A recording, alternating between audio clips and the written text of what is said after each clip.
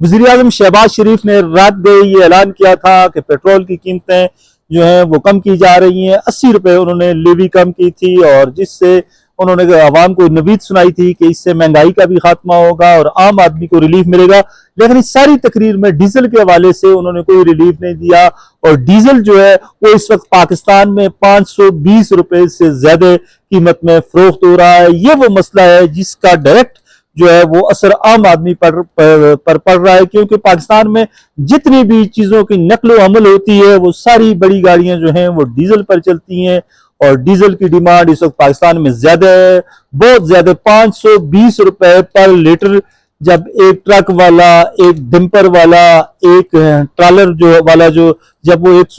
520 रुपए एक लीटर के देगा तो वो किराया भी डबल वसूल करेगा। इस वक्त जो किराए हैं वो बहुत ज्यादा वसूल किए जा रहे हैं। जो चीज ज़रिए अजनास की अगर हम बात करें, आटे की बात करें, खाने पीने की जो चीजें हैं, आटा, चीनी,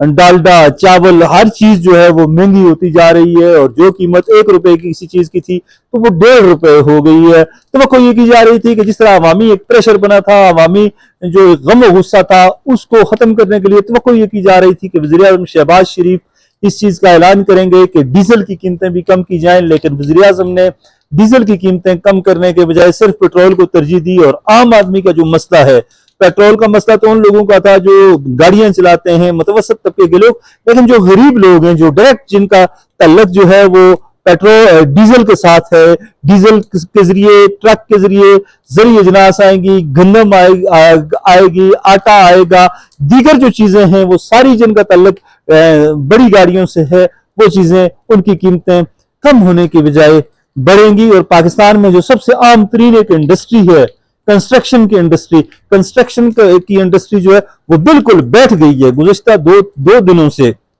जब से ये नोटिफिकेशन सामने आया डीजल की कीमतों के हवाले से, कंस्ट्रक्शन इंडस्ट्री बैठ गई है और जिन लोगों के तामीराती काम जारी थे उन्होंने अपने काम ही बंद कर दिए। जो रेत का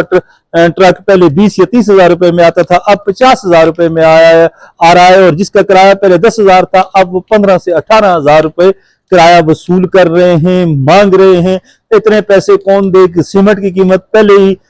जो पहुंच से बाहर थी, सीमेंट, सरिया, रेत, ये सारी चीजें जो हैं इनकी कीमतें यहां से आसमान तक पहुंच गई हैं। सूरत हाल इंतहाई कशीदा, इंतहाई मुश्किल, इंतहाई परेशान कुन और आम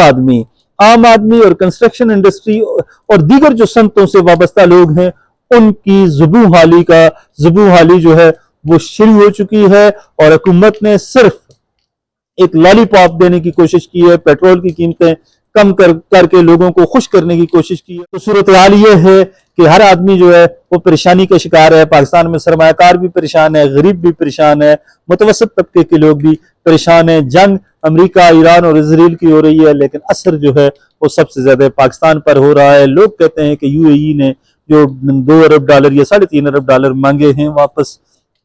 वो पूरे करने के लिए इस तरह के टैक्सेस लगाए जा रहे हैं। कौम ने हमेशा कुर्बानी दी है, अगर ऐसी सूरत हाल है तो कौम से कुर्बानी को कौम एक दफा फिर कुर्बानी देगी, लेकिन उसके लिए जरूरी है कि हुक्मरान अपनी जो तमाम तर मुरादें हैं वो खत्म करें, तब वो कौम से कुर्बानी मांगे तो कौम कुर्बानी देगी।